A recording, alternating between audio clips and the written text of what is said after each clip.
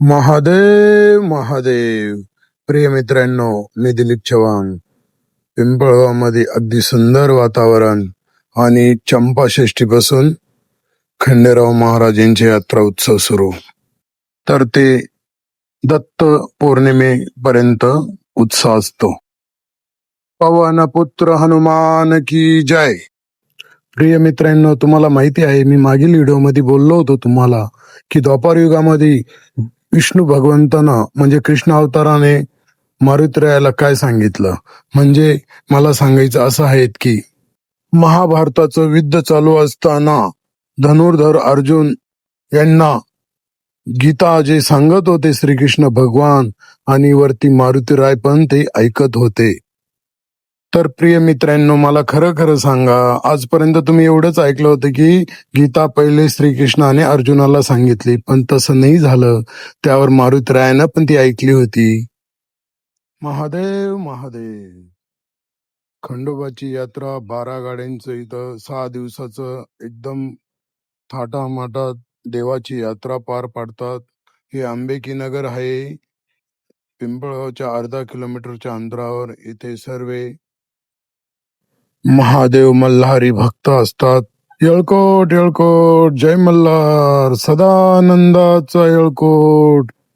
प्रिय मित्रांनो, हे महादेव अवतार कडीपठार खंडेराव महाराज हे कलियुगामध्ये आले आणि जर महादेव अवतार जर झाला तर तिथे भगवान श्रीकृष्ण पण येतात. तुम्हाला माहिती आहेत का?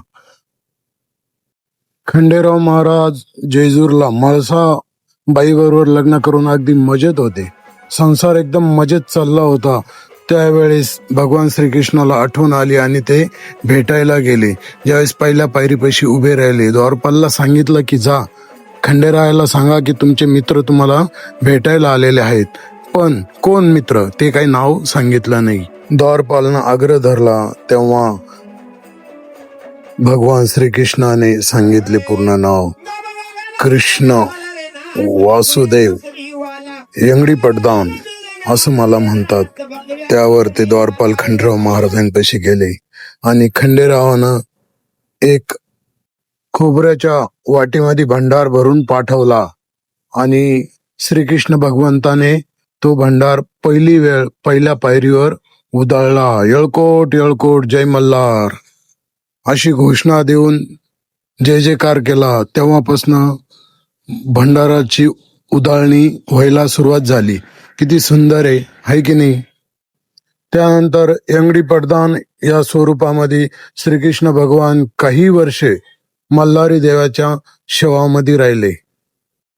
म्हणजे अखंड अवतार पूर्ण होईपर्यंत मल्हारी देवांबरोबर होते यंगडी पडदान. महादेव महादेव. प्रिय मित्रांनो, वाघ्या मुरळी नाचतात, गाणे म्हणतात.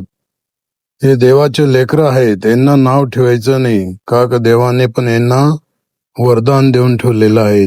मग ते वरदान कसं दिलं आहे त्याकरता तुम्हाला माझे पुढील व्हिडिओ बघावे लागेल. त्याकरता लाईक शेअर सबस्क्राईब करणं गरजेचं आहे. एवढं तर तुम्ही करू शकता. येळकोट येळकोट, जय मल्हार. इथं अशी माहिती मिळाली की चंपाषष्ठीनंतर देवाची स्थापना झालेली.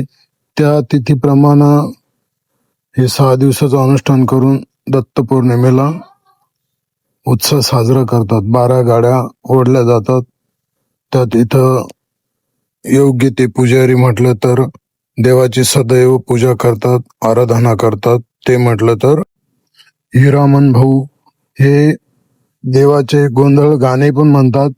जर कदाचित तुमच्या इकडं देव कार्य जागरण गोंधळ करायचा असेल तर आगत करून या जागेला भेट द्या किंवा फोन करा.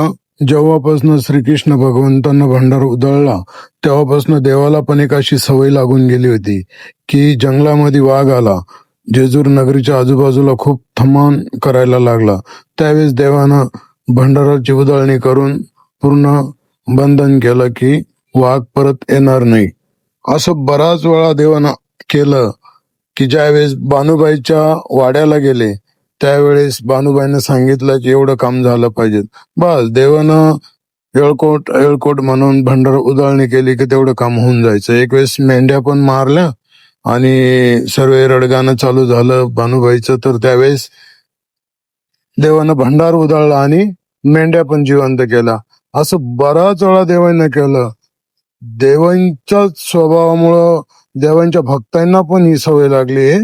भांडार उधळला का लगेच कार्य होतात.